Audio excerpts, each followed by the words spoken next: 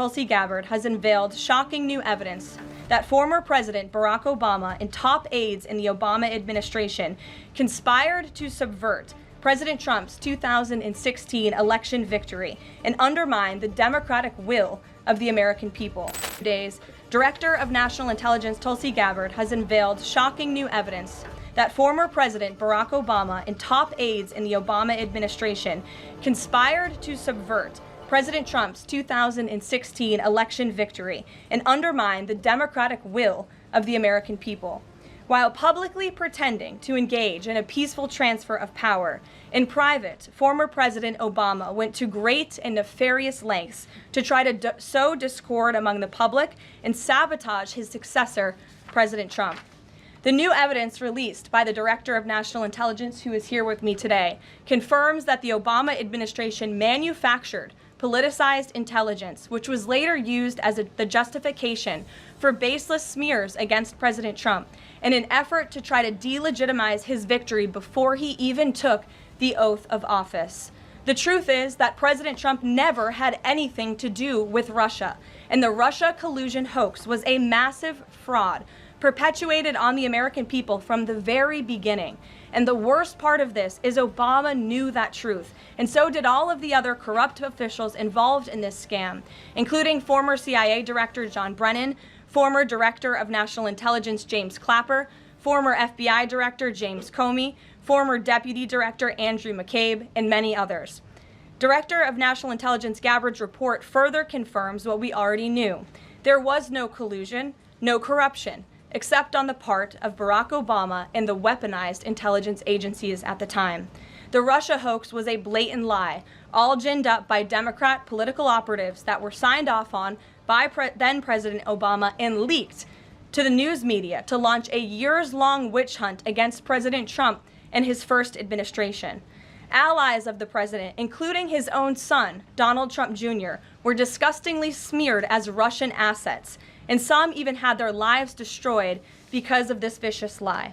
The president's first 2 years in office had this fake distraction hanging over it, and endless resources, time, and political capital were spent having to debunk these lies from the highest levels of our government. Now, nearly 10 years later, thanks to the declassification of documents by Director Gabbard, the truth has finally come to light. And this truth vindicates President Trump, his family, and his many allies and associates who were smeared with defamatory lies. President Trump was right from the beginning about all of this, and we are grateful that justice can be served. Now, we have even more damning evidence implicating those who tried to sabotage a duly elected president and did grave material harm to our republic.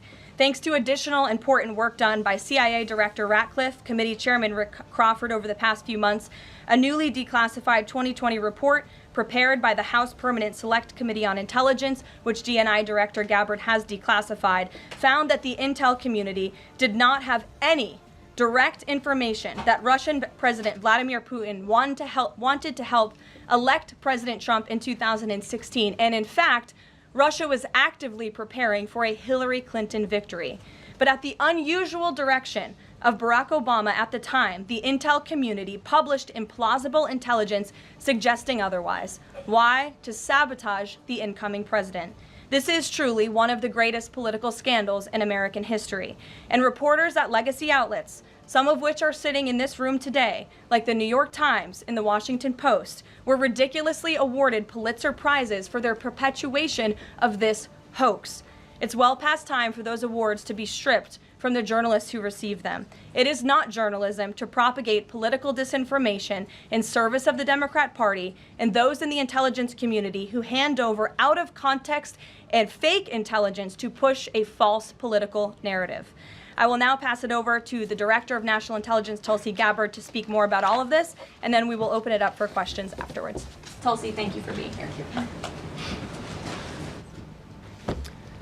Thank you very much. Good afternoon. At President Trump's direction and with the support and coordination with the House Intelligence Committee Chairman Rick Crawford, today we've released a declassified Oversight Majority Staff report that was produced in September of 2020. The stunning revelations that we are releasing today should be of concern to every American. This is not about Democrats or Republicans. This has to do with the integrity of our democratic republic and American voters.